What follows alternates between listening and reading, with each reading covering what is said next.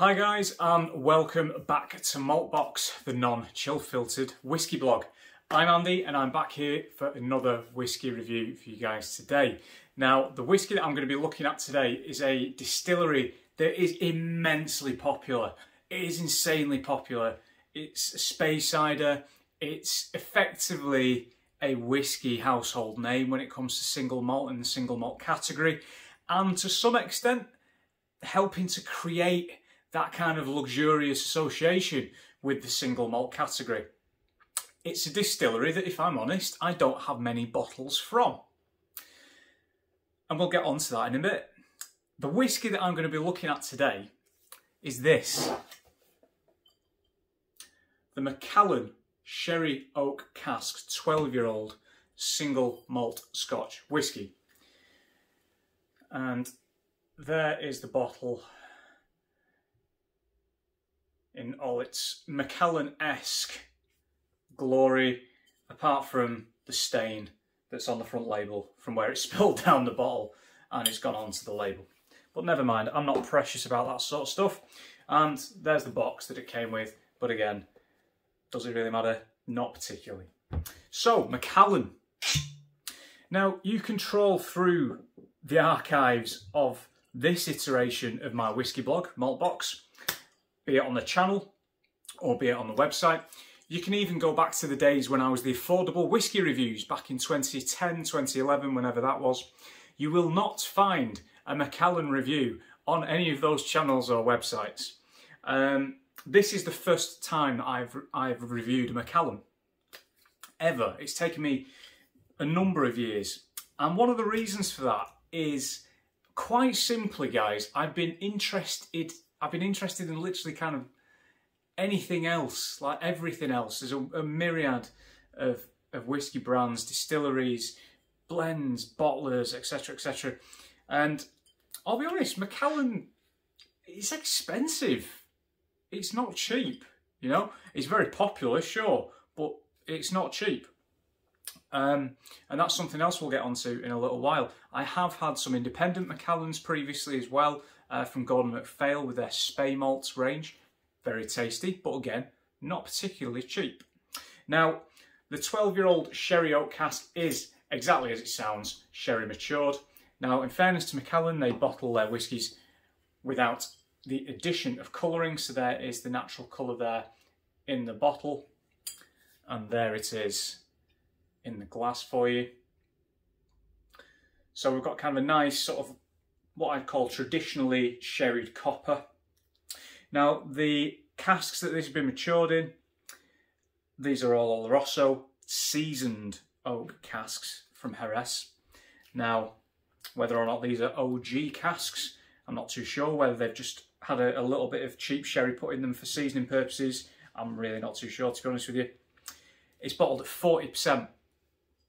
I believe it's chill filtered.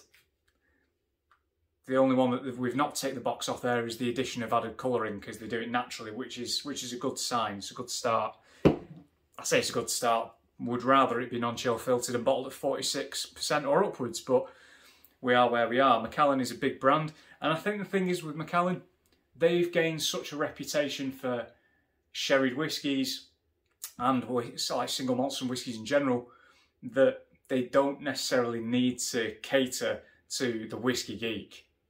I mean, not this particular bottle, but this brand played a major role in the James Bond film Skyfall. It was plastered everywhere. Oh yeah, it's just a 50-year-old Macallan that I'm shooting off someone's head. Fantastic, because that's a normal thing to do, isn't it? And speaking of 50-year-old Macallan, I mean, Jesus, how much must that cost in real life? I mean, one went at auction recently. Was it a 50-year-old? Or was it 1950 or something like that? I can't remember, or 1940s. £1 million. £1 million quid. Somebody bought a bottle of whiskey for £1 million quid. They're never going to open it. If they are going to open it, are they going to get any more enjoyment out of that than, say, a 100 quid bottle of whiskey or a 50 quid bottle of whiskey?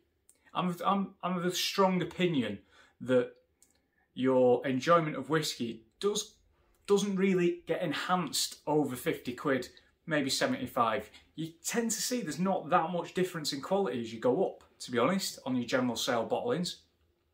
But if someone's got £1 million to burn on a bottle of whiskey, then bloody hell, can you imagine what their house looks like? It's going to be full of crap and tat and lack of taste. Anyway, so the 12-year-old Macallan, sherry matured. We've got the nice age statement still on there, so it's not like the gold or the double oak or whatever it is, that other bit of their sort of like lower end ranges. This generally retails upwards of £60 here in the UK. You will find it on various websites between 60 to 75. So it's a big difference, and it's also a lot of money for a 12-year-old. That's a lot of money for the 12-year-old. It really is. I mean, let's look at the shelves. Tobermory 12 retails at about 40 quid. So that's cheaper. We've got the Deanston 12, 35 to 40 quid. Glenelgin 12, 40 quid. You're seeing the pattern. This is about 20 to 35 pounds or more expensive than the competitors, I would say, in its range. But I guess that's the thing. The Macallan won't really see itself as having many competitors because it plays on that luxurious image. It gets you to buy into it as more of a lifestyle than a whiskey, I guess. So before we go on with that kind of stuff, let's go on to the whiskey. Because if it's good, then fair play. So some nice slow legs going down the glass there. On the nose. Very, very pleasant indeed. It's really nice nose. So in there for me, there's a lot of spices. There's really nice kind of a hot chocolate kind of vibe going on in there. Very chocolatey, very, very rich. We've got some of your more atypical sort of sherried whiskey kind of notes like Christmas cake and mince pies, that sort of thing, like stewed fruits, raisins.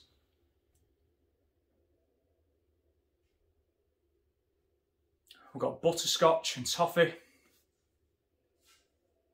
Yeah, overall, sweet, spicy, very, very pleasant indeed. So, I'll be honest, it smells stronger than 46% as well. There's a lot of depth, there's a lot of richness there for a 40% dram, to be fair to it, which is good. I mean, you can already see I've made quite a dent in this bottle. And my wife actually really, really likes this dram, so we've both been drinking it and sort of enjoying it and talking about it and stuff, which has been nice. Because I think it's a very, Macallan, it's obviously there's little to no peat used in their maltings at all. So it's not going to be one for the peat heads. It's going to very much appeal to a wide audience. The branding has become synonymous with single malt Scotch whisky, I think, a bit like the Glenfiddich 12 with its sort of iconic green triangular bottle. And I mean, they've very much made it look quite classy and luxurious, haven't they, by trying to put that weird gold plastic thing around the neck, which kind of detracts from it a little bit in my opinion, because it's plastic and yeah, the cork's all plasticky and weird, but it's the image, isn't it? And you've got a QR code on the side there. I've never scanned it, so I'm not too sure what it does, but if somebody does, please do feel free to comment, because I will be interested to find out what that does. So on the palate,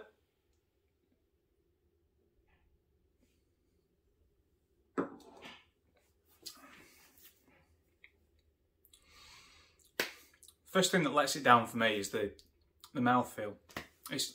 It's no different to drinking water. There's no oiliness, there's no consistency, there's no sort of texture. I like texture. However, again, very tasty. Got more chocolate in there, got more toffee.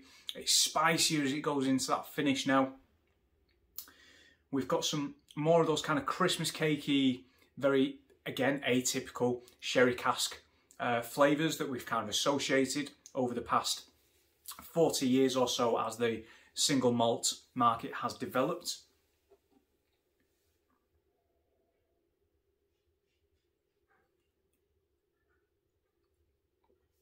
Yes, I was swirling it just then, by the way. You don't have to. That's just my kind of vibe. I just like a good swirl. So, I mean, apart from what I've already mentioned, I'd probably say there's a little bit of ginger in there. Maybe a little bit of coffee, sort of like milky coffee. And the finish, relatively long-ish, I'd probably say more medium actually. Warming, sweet, very pleasant. I think that's the way I describe it. It's very pleasant. I can see why this particular bottling and Macallan as a wider distillery applies and appeals to so many whiskey drinkers and non-whiskey drinkers. This could well be somebody's first experience of Scotch, because the Macallan is such a well-known name that they will associate that with luxury, which at the end of the day, that's what whiskey is. It's not a commodity, or at least it shouldn't be. It's a luxury. It's not something that you should have all the time. It's not something that you should spend all of your money on. It is a luxury. It's something to enjoy. And I can see why people go for the Macallan. It's got a reputation. It's been built over many, many, many years.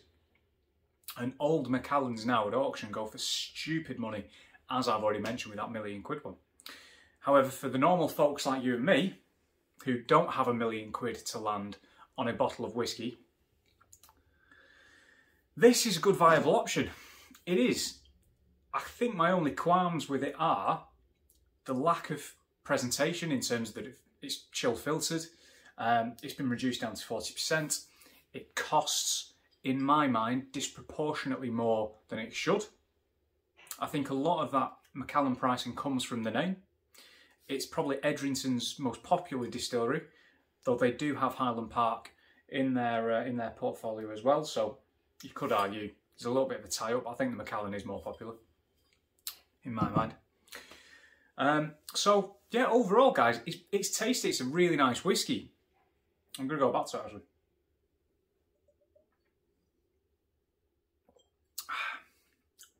It is good. It's very, very nice.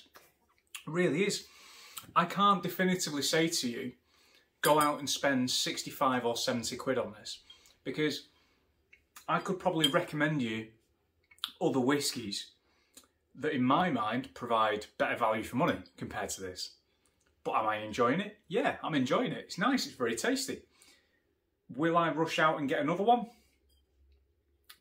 Probably not, because I would probably personally rather spend maybe an extra 5 quid getting 2 bottles of Deanston 12 compared to 1 bottle of Macallan. For me, and my general level of stinginess, makes more sense. 2 bottles of something I like against 1 bottle of something that I also like. However, again, for me, the Deanston, just to go back to the Deanston, 46.3% non-chill filtered and natural colour. Ticks all the boxes. So yeah, guys, I mean, this is not the only 12-year-old in the Macallan range. There is a couple, I think the Fine Oak, is it called? There's a Fine Oak in there, which I don't believe has quite as much influence from the sherry, particularly this level anyway, in those Oloroso seasoned casks. So guys, thank you very much for watching this video. I'm going to box it off now. If you've not already, please feel free to check out maltboxwhisky.com, which is now kind of the home of Maltbox, to work alongside the channel, where there's also music, there's going to be food pairings, there's going to be opinion pieces and things like that, and there's other reviews on there that don't feature here as well. So again, maltboxwhisky.com. I'm on Twitter at maltbox, so please do feel free to follow me there, because I am very active on Twitter, and Instagram at maltboxwhisky. Thanks for watching. See you soon.